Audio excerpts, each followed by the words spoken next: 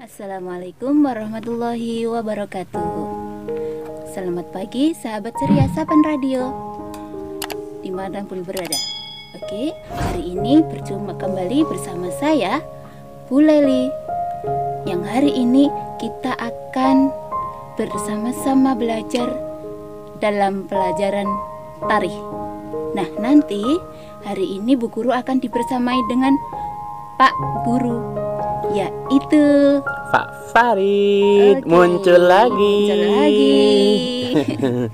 Gimana Bu Leli, hari ini tuh kan tadi dikatakan hari ini adalah pembelajaran kelas 4 pelajaran tarikh. Itu materinya tentang Nabi siapa? Oke, kelas 4 tarikh itu materinya tentang Nabi Zulkifli yang pertama, kemudian ada Nabi Daud alaihissalam. Jadi 2 nabi ya? Iya, sebenarnya ada 3 Pak. Tapi Yaitu, nanti disampaikannya nanti insya Allah jika waktunya cukup, ya kita akan membahas 2 nabi, yaitu Nabi Zulkifli dan Nabi Daud alaihissalam. Nah Bu Leli, sebelum kita mulai dalam pembelajaran tarikh, yaitu Nabi Zulkifli dan juga Nabi Daud alaihissalam, mari kita buka dulu pembelajaran ini dengan bacaan basmalah dan juga doa pagi. Oh iya. Oke ya.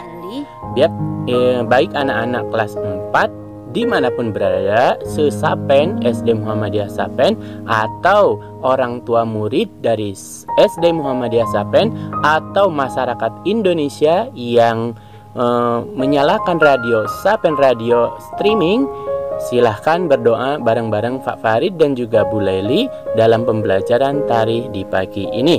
Hitungan ketiga, mari kita mulai. 1, 2, 3. A'udzu billahi minasyaitonir rajim.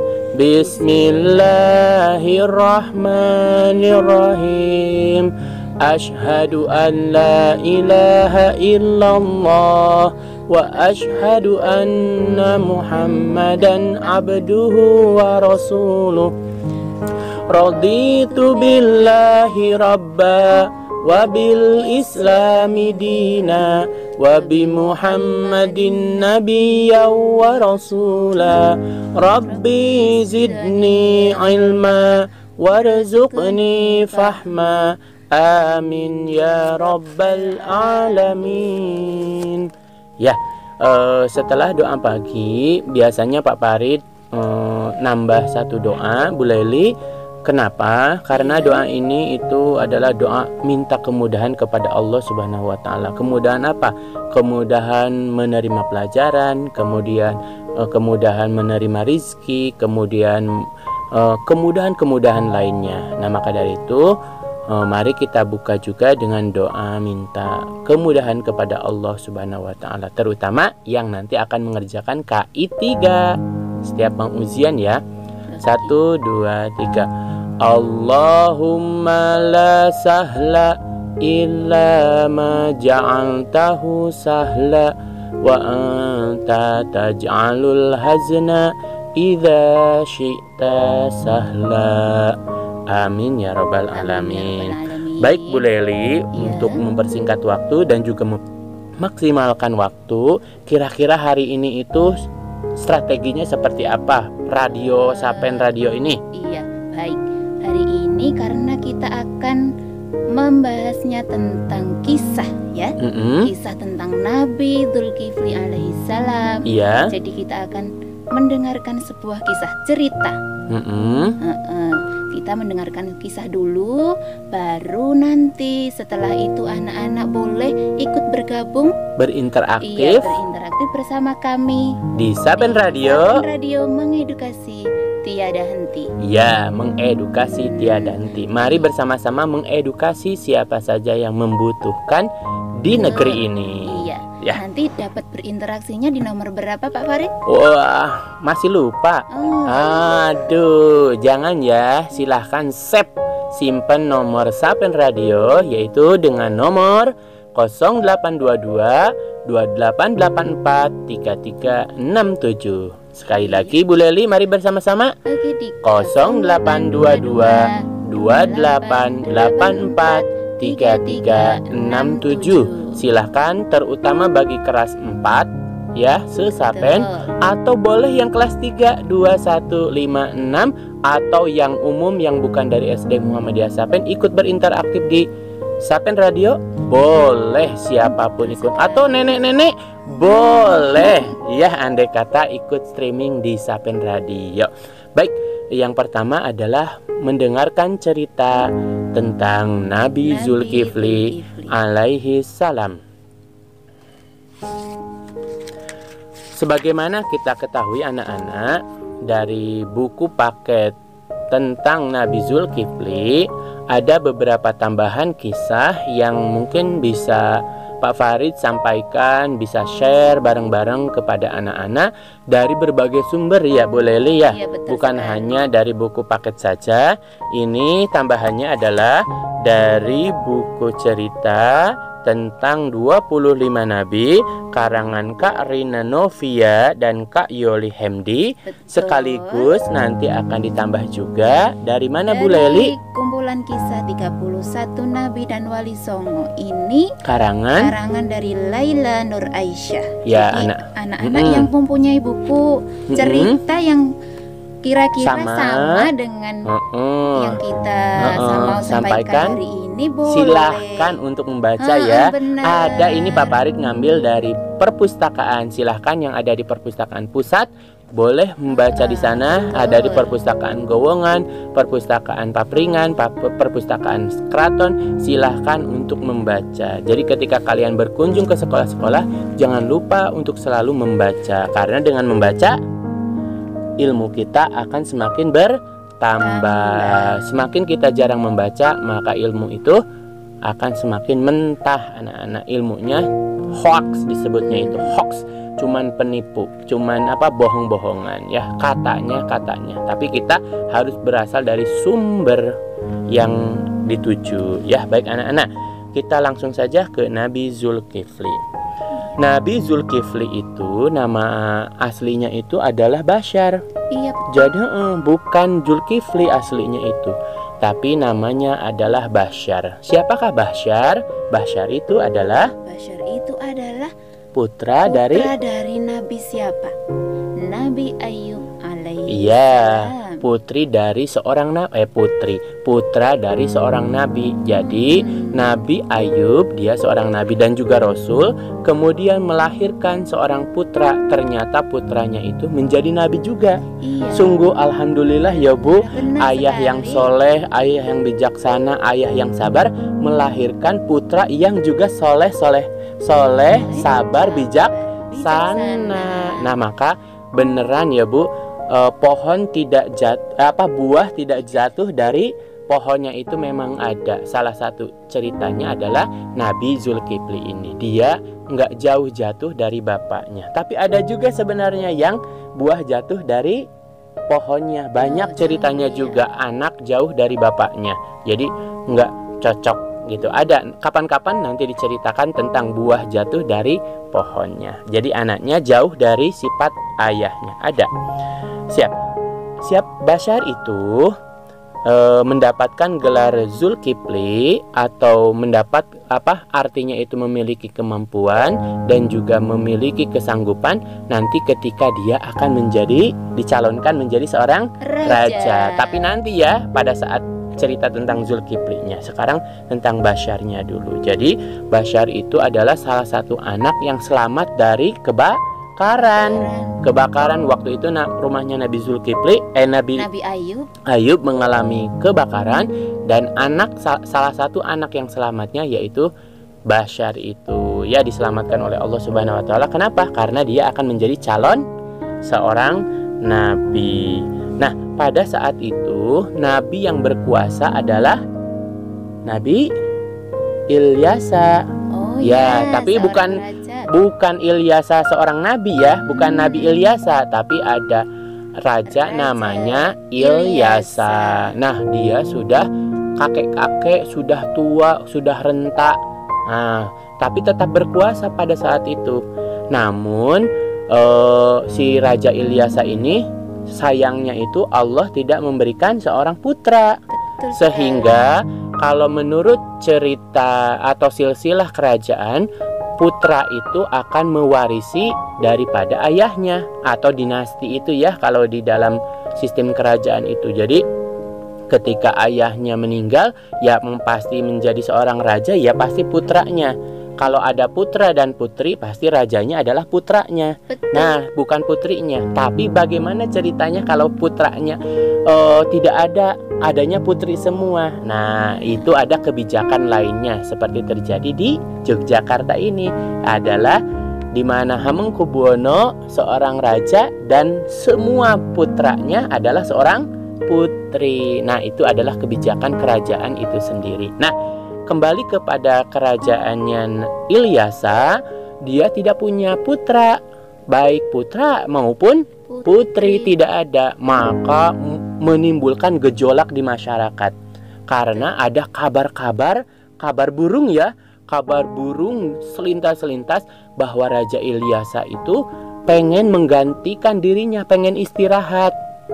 Nah, apa yang terjadi? Yaitu kecemasan di seluruh rakyatnya. Nah, Raja Ilyasa itu adalah raja yang arif, yang bijaksana, yang sangat dicintai oleh rakyatnya. Tapi dia pengen mengundurkan diri jadi seorang raja karena usianya yang sudah tua. Dia takut nggak maksimal dalam melayani rakyatnya.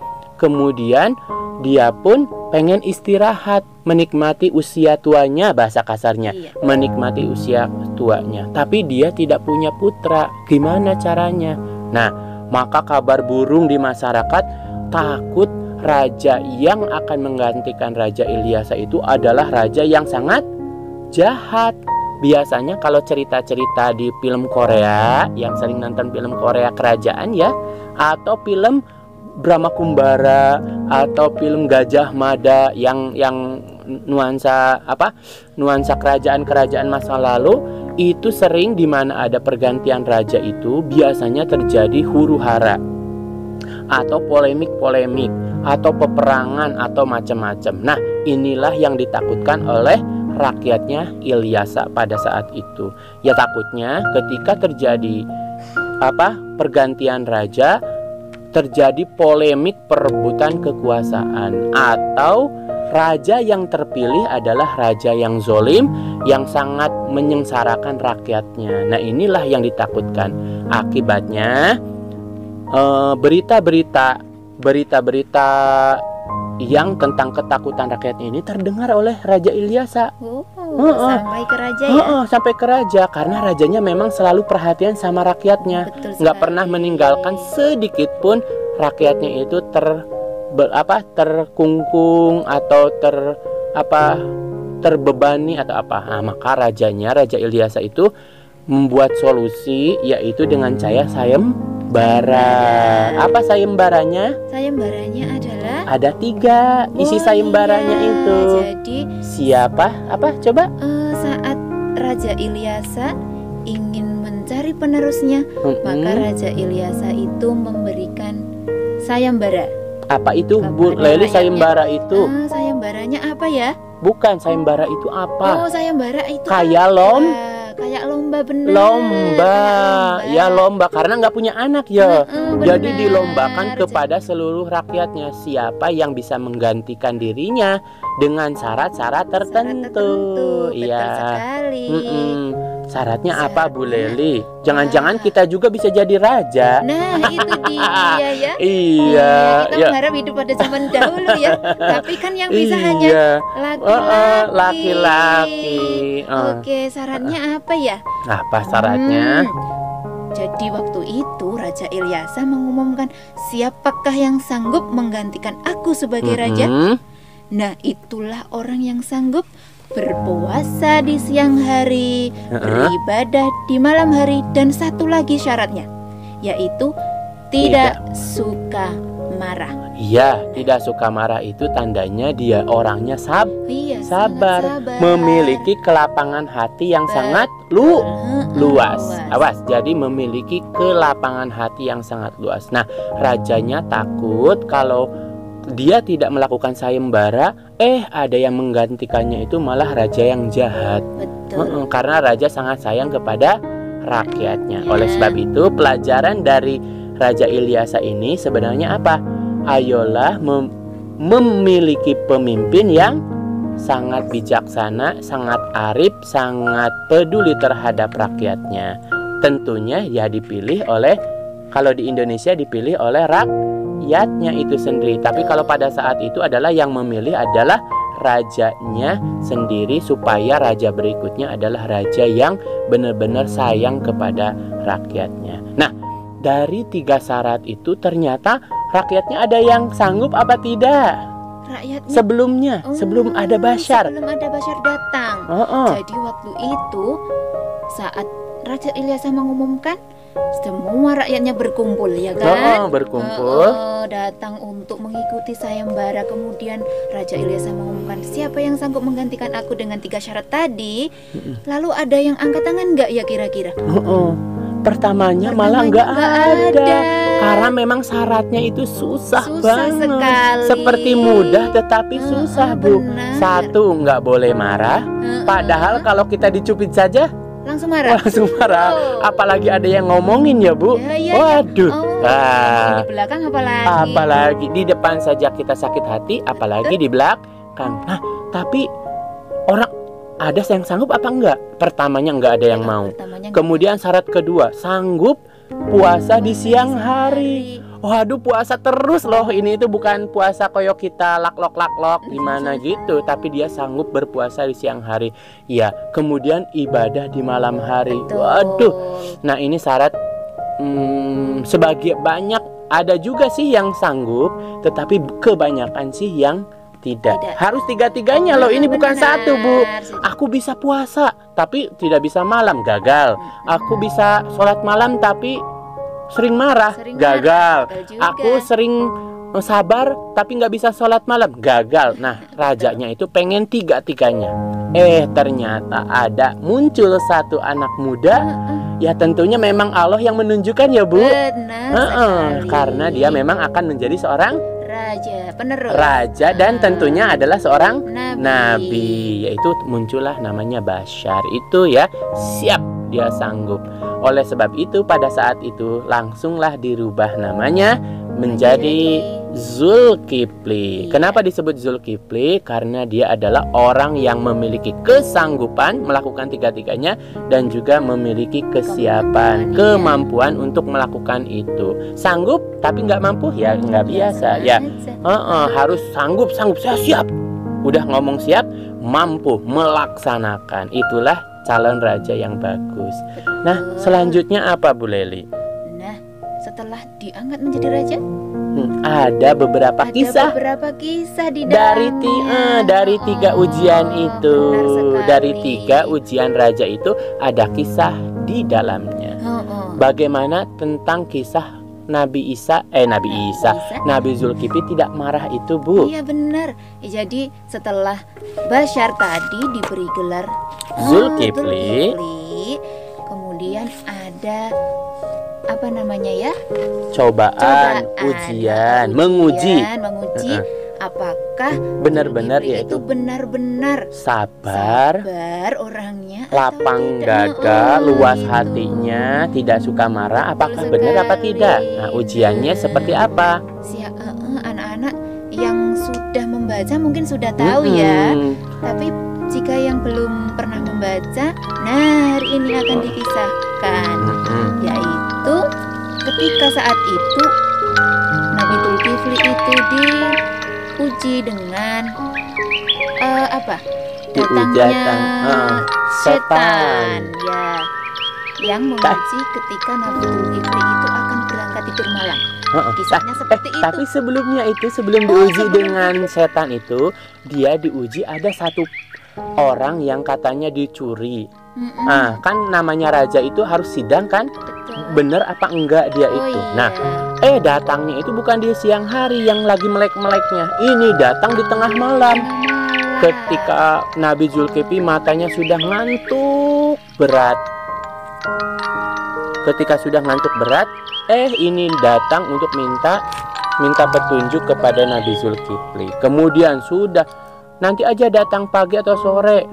Tidak, nanti aku tunggu malam sidangnya. Besoknya ditunggu udah sampai tengah malam, tidak datang-datang. Ketika Nabi Zulkifli akan tidur udah karena ngantuk banget. Dia baru datang, ketak-ketok. Nah, biasanya kalau udah mau itu perasaan kita piye, Bu? Kesel, dongol, marah.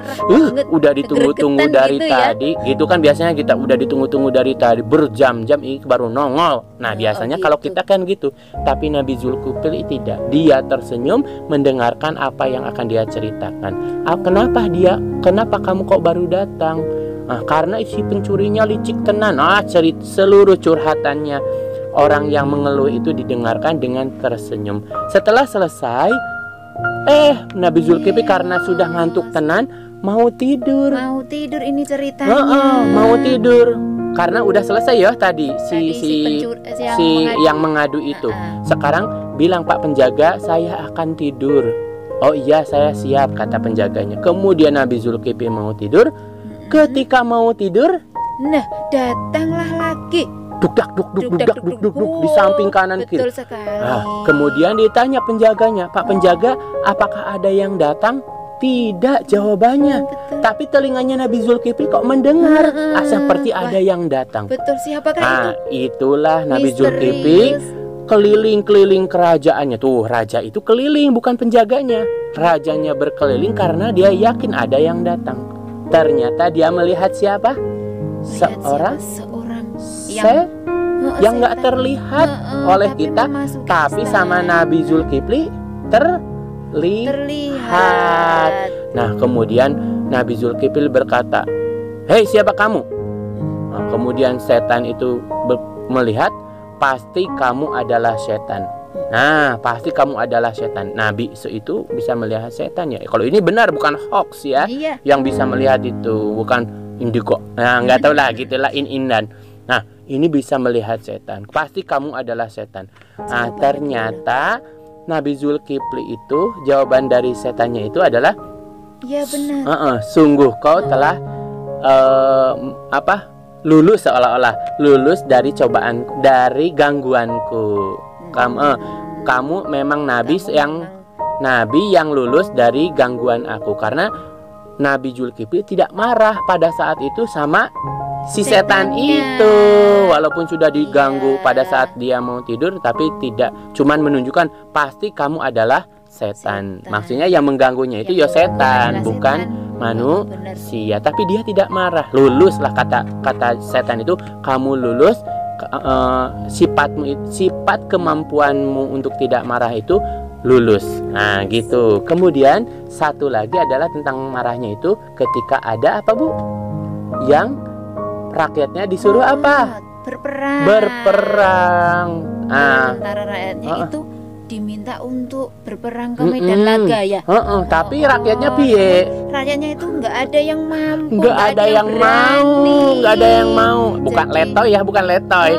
Pokoknya nggak berani. Nggak ada yang berani. Karena lawannya terlalu banyak. Kalau terlalu banyak, terlalu berat, nanti disangkain dia bakalan mati karena jumlahnya. Maka ada syarat kepada Nabi Zulkifli. Apa syaratnya?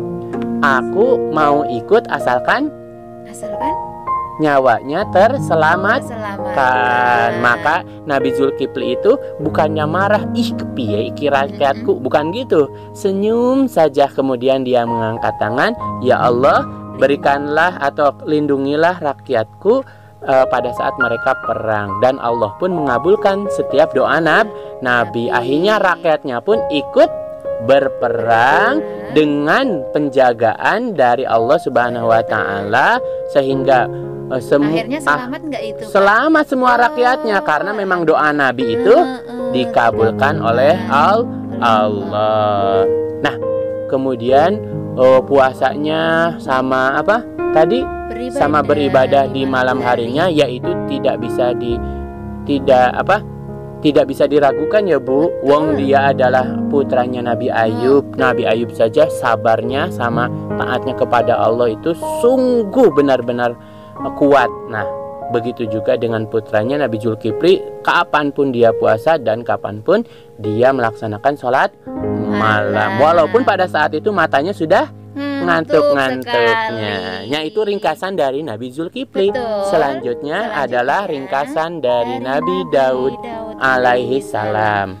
Sebelum itu anak-anak, sebelum Ibu Guru sama Pak Farid itu melanjutkan kisah tentang Nabi Daud, anak-anak boleh bergabung bersama kami ya Pak? Boleh, ya sudah boleh nanti, tapi sambil membacakan Nabi Daud saja. Gitu. Di mana ada yang telepon, kita akan terima dulu teleponnya. Nomor berapa? 0822 2884 3367. Sekali lagi silakan anak-anak kelas 4 atau siapapun yang mendengarkan Sapen Radio tentang Nabi Zulkifli dan juga Nabi Daud. Yang tadi sudah diceritakan adalah tentang Nabi Zulkifli. Jangan lupa nanti pada saat masuk mengucapkan mengedukasi tiada henti. Silahkan bergabung bersama kami Pak Farid dan juga di acara Siro. Sahabat ceria Sapen Radio, mudah-mudahan siang hari ini sahabat ceria semuanya sehat selalu dan tentunya aktivitas hari ini lancar, sukses semuanya. Sahabat ceria Sapen Radio, pada siang hari ini Miss Jezi akan melanjutkan tentang